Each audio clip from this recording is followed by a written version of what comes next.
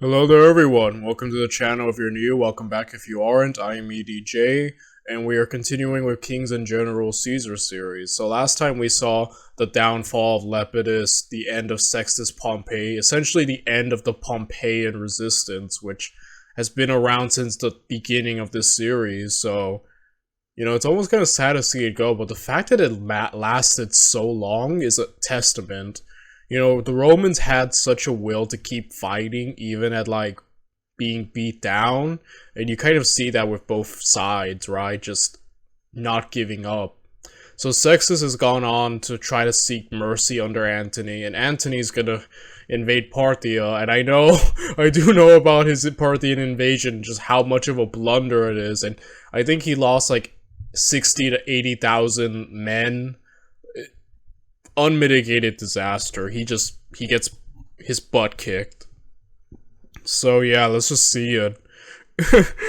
I don't have much else to add, so let's just get right into it. You want to watch his original video without me being here? The link's down in the description. With that said, let's get to it. In 36 BC, while Octavian was fighting Sextus Pompey in Sicily and consolidating his position in the west, Antony was attempting to strengthen his position in the east. The Pompeian Parthian invasion of 40 BC had been masterfully fended off by Ventidius, but this did not mean that the threat from the east was over. For years, Antony had been planning an invasion in the east, plans which had been routinely postponed by affairs in Italy and elsewhere. At last, though, Antony was ready. In this episode, we will look at Antony's Atropatene campaign and try to understand what it was trying to achieve and how successful it was. This video was kindly sponsored. Antony had been planning the campaign for a significant amount of time and had, in 37 BC, been forced to delay the invasion in order to assist Octavian's war against Sextus, lending naval support in return for the promise of 4 of Octavian's legions. Before these promised men could arrive, however, an opportunity presented itself to Antony. Ventidius's victory over the Parthians included the death of the Parthian heir Pacorus. In 37 BC, his brother, Phraates IV, took the throne, and in order to secure his position, purged the royal court, executing many family members and nobles.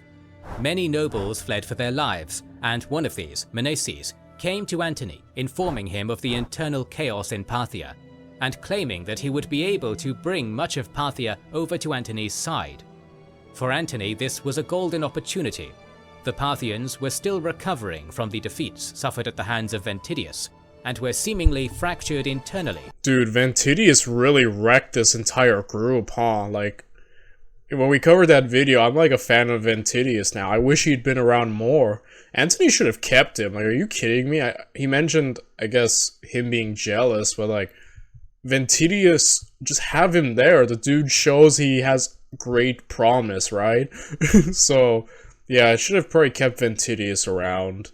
I'm sad that was it for him, but the fact that the man single-handedly took out Parthia and saved the East, essentially, like, what a hero, you know?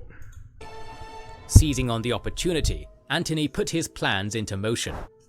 Near the start of 36 BC, a lieutenant of his, Canidius, was sent to the Caucasus to guarantee the loyalty of the Armenian king, Artavasdes III, and led a rapid campaign into Iberia and Albania to secure the northern flank. Antony, meanwhile, massed his legions and prepared to attack. Phraates, however, became aware of Menaces' defection, and, likely through the use of huge bribes and promises, was able to win him back over to the Parthian side. Antony tried to capitalize on the situation by demanding the return of the Roman prisoners and eagle standards that had been lost by Crassus at Carrhae, effectively trying to turn Menaces' defection into an agreed-upon deal, but Phraates refused. This must have been a blow to Antony's strategy, but nevertheless, the Parthians still seemed vulnerable, so Antony continued with his plan. A campaign against the Parthians had supposedly been originally planned by Caesar, and preparations for this had already begun by the time he was assassinated. Having learned from Crassus's disastrous mistake at Carrhae of facing the Parthians on flat, open ground, Caesar instead intended to attack from the north into Media Atropatene, where the mountainous terrain would favour Roman legions over Parthian cavalry. Antony would follow a similar route, using Armenia as a staging ground for the invasion, and enrolling the help of Artavasdes and his thousands of cavalry, an invaluable counter to the Parthians' mobile armies. Moreover, Media Atropatene was not in fact part of the Parthian Empire proper. Instead, it was ruled by its own Median king, also called Artavasdes, who was a close ally, effectively a vassal, of the Parthians. The Median and Armenian kings were bitter enemies, so Antony was confident of Armenian support. Initially, Antony appeared to have planned to cross the Euphrates and make a dash for Armenia before the Parthian forces could react. However, when he reached the Euphrates, he found the crossing was already defended, so he was forced to take a longer route to Armenia instead. This, and the need to wait for Canidius's campaign to finish, delayed Antony. By the time all the pieces were in place, the campaign season was nearing an end, and winter was looming on the horizon. Antony had, however, always been a risk-taker. He planned to make a bold attack on the Median capital, Phrata, where the wife and children of the Median king were, and quickly take the city, presumably to use the royal family as leverage. If he moved quickly enough, and all went well, there was just enough time left in the season to seize this objective before winter set in. Oh boy. In order to conduct the campaign, Antony had gathered a large force. There is a dispute among the sources, with his troops ranging from 13 to 18 legions, though most modern historians tend to favour a number around 16 to 18 legions. Depending on the strength of these legions, and when adding allies to the total, Antony may have had anywhere between 60 and 100,000 men, a truly colossal number, far larger than Caesar's armies used to conquer Gaul, and rivaling the size of the armies that fought at the climactic Battle of Philippi. Even without the Armenians, Antony's force included nearly 10,000 cavalry and thousands of missile troops. Dude, he's really assembled this great army. It kind of reminds me of when Napoleon assembled that huge army to take Russia, and just how awful it went. And he's about to try to blitz too there, right? Just before the season, which, again, ideally that's if everything goes well. I have a feeling things may not go well. Then again, who knows? Maybe he might surprise me, right? But oh man. Particularly slingers. Antony, it seems, had learned from both Crassus and Ventidius that cavalry and light infantry were crucial for fighting the Parthians, and had planned accordingly. Despite winter closing in, Antony launched his campaign. To allow his legions to move faster, he separated the slow-moving supplies and siege engines under the command of Statianus, with 2 legions and the Armenians to defend them, while he moved ahead with the majority of his force to attack Phrata. Upon reaching the city, Antony immediately launched several assaults against it, but the defences were strong and his men were repulsed.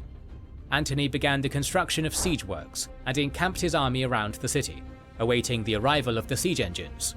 The Parthians had not, however, been idle. While Antony had been making his preparations, Phraates had managed to assemble a force of 40,000 cataphracts and horse archers to assist the Medians. These Parthians and their Median allies fell upon Statianus' force. The 2 legions left to guard the supplies and siege engines were easily wiped out, and their standards were taken. Statianus died in the fighting. The Armenians, now cut off from Antony, abandoned the campaign completely, returning home, while the Parthian Median force destroyed all of the Roman siege equipment. It was a devastating start to the campaign for the Romans.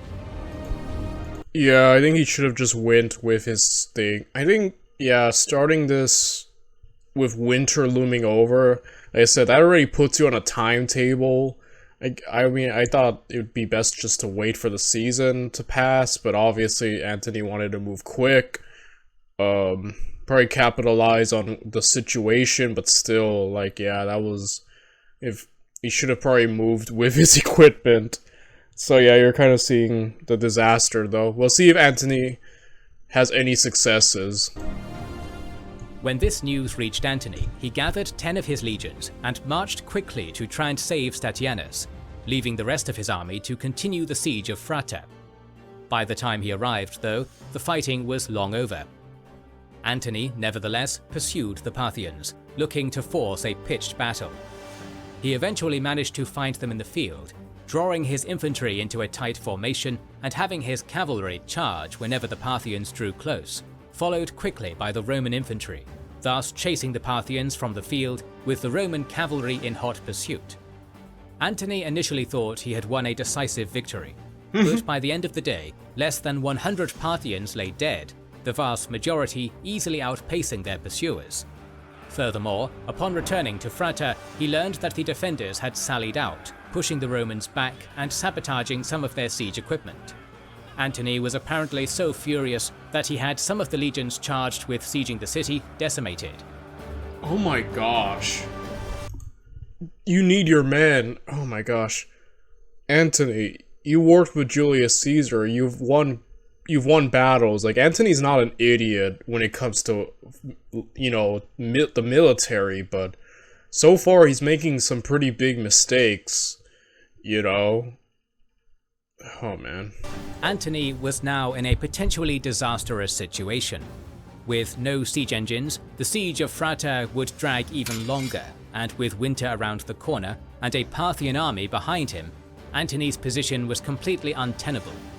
Fortunately for him, Phraates was eager for a quick conclusion to the war, likely because the winter would take its toll on his own men, and because he was looking to further secure his rule over Parthia. As a result, Phraates offered Antony very generous terms, urging Antony to simply leave Media peacefully before he lost more men to famine and winter. Antony initially tried again to request the Roman prisoners and standards from Carrhae, but was once again rebuffed. With no strength in his bargaining position, Antony's force lifted the siege, broke camp, and made for the Araxes River, the border between Media and Armenia. As he was breaking camp, a guide approached Antony, either a prisoner from Carrhae who had made it to the Roman lines, or a son of Menesses. He warned Antony that the Parthians were planning to attack while the Romans were in the open, marching back to Armenia, and urged Antony to take a different route home. The Roman general took the advice, and for 3 days, the army followed the guide, avoiding all conflict with the Parthians. On the 4th day, though, the Parthian force found them. The forces drew up for battle, the Parthians threatening to encircle the Romans. In response, Antony had his light infantry and missiles charge out from his lines and attack, the slingers and skirmishers inflicting many casualties on the Parthians, before amassing a bulk of his cavalry to charge and scatter the enemy. Antony knew that he could not afford to be bogged down, however. If the army stopped moving, he would be surrounded and likely destroyed. Instead, he formed his army into a hollow square, with light infantry and missiles on the flanks and rear, with cavalry in support. When the Parthians drew too close, the missile troops would skirmish with them, before the Roman cavalry would charge and chase the Parthians off, but not pursue them. Using these tactics, Antony was able to keep his army slowly moving towards the Araxes, with minimal losses for about 4 days. On the 5th, one of his officers, Gallus, requested a force of light infantry and cavalry to attack the Parthians and try to break the cycle. Antony agreed, and Gallus's force launched their attack. Initially they were successful, but rather than withdrawing back to the Roman lines, they attempted to press the attack. This inevitably resulted in Gallus being cut off. Antony's officers seem to have been rather reluctant to commit to the fight, only sending small reinforcement groups to try and relieve Gallus, all of which were subsequently surrounded and destroyed. Antony himself eventually had to come to Gallus's rescue with the entirety of the 3rd Legion.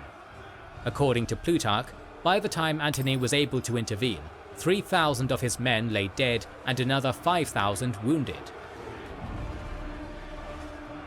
By this point, the Romans' lack of supplies was also starting to take its toll. Yeah, he was doing really well in moving with the hollow square, but listening to Gallus has now weakened his strength and delayed him. So, yeah, that another blunder there. The army was forced to scavenge what they could from the land, and unfamiliar with the territory, a significant number became sick after eating poisonous herbs and consuming unclean drinking water. Nevertheless, Antony was able to keep the army moving. Attacked once more by the Parthians, he had the legions form testudos and again fended the attack with light infantry and cavalry. Finally, the river was in sight, and the Romans began the process of transporting their men across. To their surprise, at least in Plutarch's telling of events, the Parthians effectively let them leave without attacking the Romans when they were at their most vulnerable. Some Parthian soldiers supposedly even shouting farewells to the Romans. It had been 27 days since the army had left Fratta, with as many as 18 engagements with the Parthians being fought. The army was ragged, and despite now being in friendly territory, they were still weak and vulnerable. The Armenians... I love that they just said, bye. That's kind of more insulting in a way. Instead of just attacking them, they're just kind of like friendly. If true, if they were just saying goodbye, that almost like, I don't know, that would almost like make me feel worse in a way. It's like, oh, you're just saying goodbye? Like, I don't know. It almost seems like an insult. Like, well, you know, we kind of won, so, you know, have a great rest of your day, Romans. Like, I don't know. To me, that would be more demoralizing. Oddly enough, right? Armenian winter would result in the deaths of thousands more before they could reach safety. While Antony was furious with the Armenian king for his earlier betrayal, he was currently desperate for supplies. He was in no position to force a military confrontation, and was forced to feign friendship and bide his time. The total number of casualties that Antony's army had sustained vary significantly depending on the source. Livy gives the 2 legions lost under Statianus and another 8,000 to weather. Paterculus suggests 25% of Antony's military force, Florus a third, and Plutarch approximately 45,000. The huge amount of propaganda that surrounded this campaign makes it almost impossible to distinguish the real number. At the very least, all the sources agree that Antony lost at least 2 legions and thousands more to weather and disease. While it is certainly true that Antony's losses were significant then, it is worth recognizing some of Antony's achievements. He had been forced into a very similar position to Crassus, low on supplies in hostile territory and hounded by a large Parthian force. Whereas Crassus's generalship had resulted in the complete annihilation of his army, Antony had managed to conduct an admirable fighting withdrawal and avoided the complete destruction of his force. Moreover, Plutarch, though often critical of Antony, also stresses that his men never lost faith in him, even proclaiming him imperator. A flawed man in many ways, Antony was nevertheless an excellent soldier, well-liked, and excelled in seemingly disastrous situations. Without his generalship, it is possible that the entire force would have been annihilated. Yeah, I have to give my credit to Antony too. I know I've been saying this is a disaster and all that, but he did survive at the very least and managed to get his force out, so that is admirable. But yeah, I'm just imagining what's Julius Caesar. Like, he had this really big force. I'm just imagining, like, it was a little bit wasted. I almost, like, am imagining what Julius Caesar could have done with such an army. Oh, man. Poor Caesar. Antony's Atropatene campaign remains a topic of debate among modern scholars, not least because of the propaganda surrounding it. Both Antony and Octavian were masters of spin, and knew the importance of controlling a narrative. In the immediate aftermath of Antony's campaign, both men pushed their own agendas, Antony claiming the campaign to be a resounding success, Octavian damning it as an abject failure, blurring the truth almost immediately. There are several sources that have survived which discuss the campaign, including Livy, Paterculus, Josephus, Frontinus, Strabo, and Florus, but the most detailed accounts come from Plutarch and Cassius Dio. Neither are ideal sources. Plutarch, by his own admission, was not a historian, but a biographer, while Cassius Dio was writing centuries after the events. with more of an interest in politics than military affairs, and with a distinct bias towards Augustus. Where any of these writers originally got their information regarding the campaign is an ongoing topic of debate. A participant and eyewitness of the campaign, Quintus Dellius, wrote a history of it which is now lost and may have been used by later writers. There is, however, very little evidence to show to what extent he was used. More importantly, some very significant differences between the sources show that they were not all using Dellius, and that multiple narratives were circulating. Moreover, Dellius himself had his own problems. He had fought under Antony, and so it might be thought that he would have a pro-Antony bias, but Dellius was notorious for changing sides multiple times, and wrote his history while siding with Augustus, so he may in fact have presented a damning view of Antony. In either case, he is inevitably biased. In all likelihood, some of the surviving sources were instead based on the accounts pushed by either Antony or Octavian. The extent to which they can be trusted, and therefore the extent to which Antony either failed or succeeded, is debatable. Once again, the lines are blurred in history. You never know fully, right? The first question we need to consider is what Antony attempted to achieve. Historian Kenneth Jones, for example, has argued that Antony was far more successful than he is usually given credit for. In his interpretation, Antony's aim was much less extravagant. He only wanted to invade Media Atropatene and force the Median king into a client-king relationship, thereby weakening Parthia indirectly and improving Antony's position in the east. This, Jones argues, is why Antony rushed for Frater, where much of the Median royal family was. Moreover, Jones claims that the Parthians were somewhat reluctant to get heavily involved, citing as evidence the lack of an all-out Parthian attack on Antony's main force, and their allowing Antony to cross back into Armenia without attacking. The campaign was therefore largely a Roman-Median affair, with the Parthians only committing enough to defend their ally, but not enough to wipe out the Romans. The fact that Antony was claimed as imperator by his own men, and that the Median king would indeed abandon Parthia and side with Antony, are all cited as evidence that Antony was successful, even if costly, and the idea that his campaign was a failure is largely the result of Augustan propaganda. It is certainly an interesting theory, and one that should not be discarded lightly, but there are some compelling arguments against it. Sherwin-White claims that the campaign was, in fact, intended to conquer Parthia. Caesar's planned campaign against the Parthians, which Antony seems to have used as a blueprint to some extent, was due to be a campaign of conquest, and the numbers that Antony amassed were similar to those planned by Caesar. If Antony only wanted to intervene in Media, why the need for such a large army? Secondly, the lack of a major battle does not inherently imply a lack of Parthian interest. It may well have been the case that the Parthians were simply confident that enough damage could be done to the Romans without needing to risk a pitched battle. The reality is perhaps somewhere in the middle. Antony likely did plan to have a long-lasting campaign against the Parthians, starting with an intervention into Media. When the campaign began poorly, Antony mitigated his objectives, and therefore later claimed victory, having moved the goalposts. Syme's evaluation that it was a defeat but not a disaster is perhaps the fairest summary. While Antony had been defeated in the east, Octavian had finally prevailed in Sicily, chasing Sextus Pompey from the island and effectively ousting Lepidus. The last son of Pompey had fled to Militene with a few soldiers, where he awaited Antony's return from the east.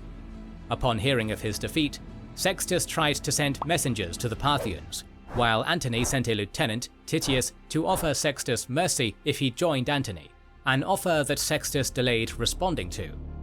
Antony's officers in Asia Minor grew wary of Sextus and began maneuvering to encircle him. In a last desperate gamble, Sextus took the city of Lampsacus through treachery and pressed thousands of its citizens into his army. Using this force, Sextus attacked targets of opportunity around Ionia, eventually taking Nicaea and Nicomedia. Eventually, though, Antony was able to send a proper army to confront Sextus, including 120 ships, while Sextus burnt his fleet and armed his sailors, preparing to make his last stand. Yeah, Sextus. He seemed willing to give you, like, peace, Sextus. I think Sextus is kind of making a really dumb decision right now, but oh well. The nobles that were with him, including his father-in-law, Libo, though, had finally had enough. Rather than join Sextus in his desperate last stand, they defected to Antony's side.